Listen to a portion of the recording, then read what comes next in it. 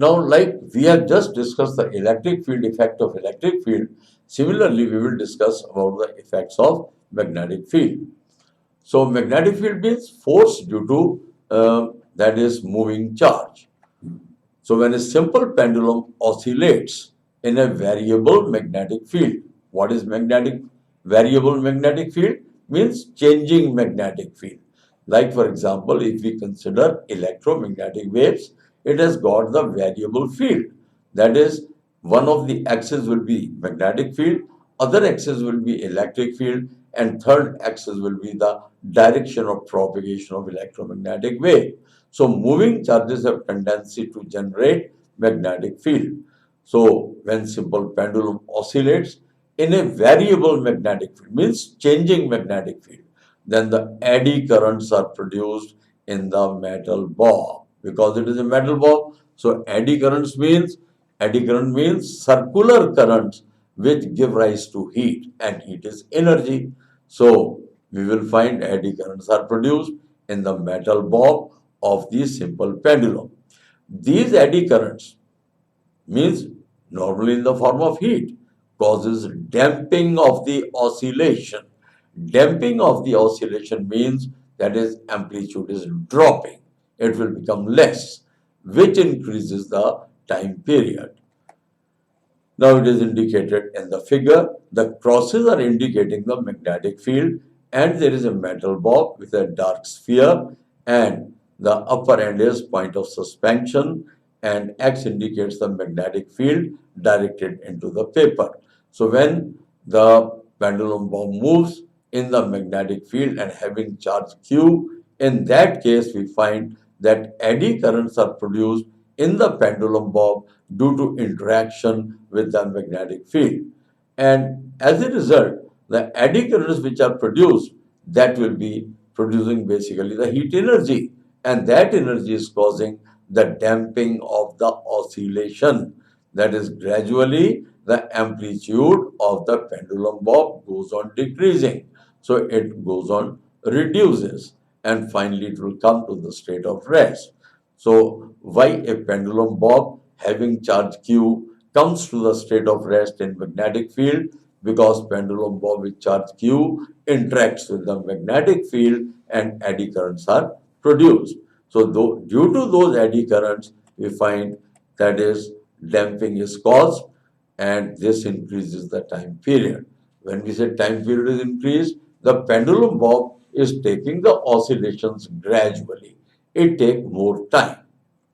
Now, time period at a circular turn, when the pendulum bob is turning, can also complete a circle or an arc. A simple pendulum whose length is L, mass is M, is suspended in a car. The car is moving in a circular track, so obviously the pendulum bob is also moving in a circular track, and the radius of that track is R, and the uniform speed is V. So for a car the speed is V, therefore for a pendulum bob the speed will be V, because pendulum bob is in the system of car. So whatever car will do, the same thing has to happen to that pendulum bob. So a simple pendulum bob of length L and mass M is suspended in a car. The car is moving in circular track of radius R with uniform speed. If pendulum makes oscillation in a radial direction about its equilibrium position, that is mean position, then its time period will be how much? So it is figure is indicated that how the body is moving. The centripetal acceleration is v square by r. So centripetal force will be mass into centripetal acceleration, that is mv square over r. G is acting vertically down, and G dash is at an angle theta with the direction of C. Centripetal acceleration is v square over r, and acceleration due to gravity is g. G effective will be g square plus, and g square plus mv square by r whole square. So we are taking here centripetal acceleration, that is g square plus a square.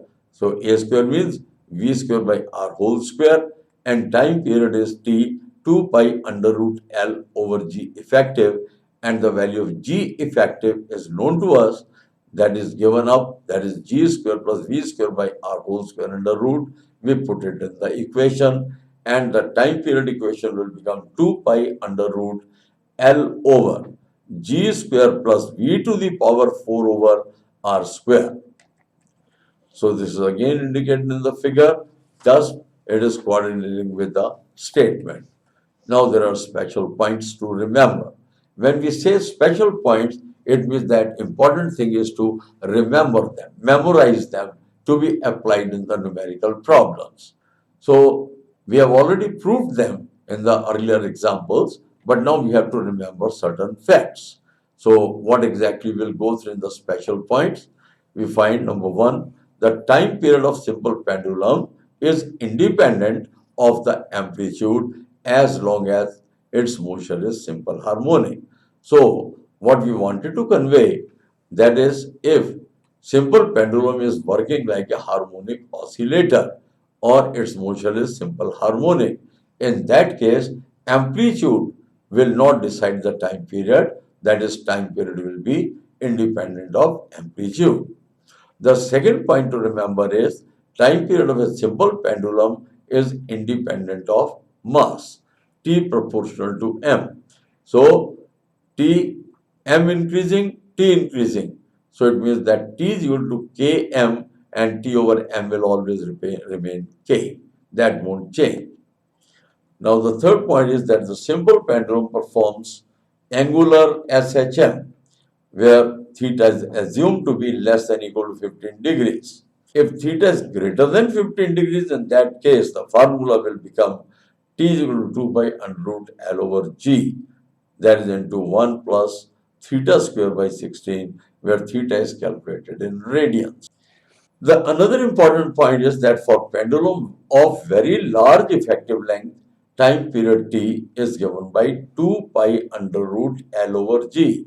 So L is associated with R because R is the radius of Earth, L is effective length. So we can write the formula 2 pi under root L over G, and L can be taken as LR and G can be taken as G into R plus L, where R plus L is the effective length. Now, the another important point is that on increasing the length of the simple pendulum, the time period increases. When we increase the length, then pendulum bob takes more time to complete an oscillation. So we say time period increases. But the time period of simple pendulum of infinite length, if the length is infinite, cannot be defined, in that case, the time period is calculated so that we get a number in seconds, and if we divide it by 60, then that number will come in minutes, and it should be 84.6 minutes, which is the maximum on increasing the length of simple pendulum. The another point is that the time period of seconds pendulum is 2 seconds. This I have explained right in the very beginning, that seconds pendulum is that pendulum whose time period is 2 seconds, and the length is not exactly 1 meter, but it should be slightly less than 1 meter. It should be 0.933, but 3 are insignificant according to the precession measurement, so L will be equal to 0.9 meters.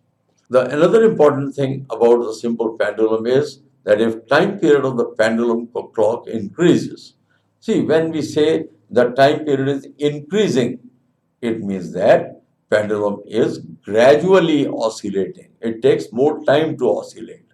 Then the clock will become slower. While if time period decreases, the clock will become faster. So time period will decide whether the clock will run faster or that is faster or slow.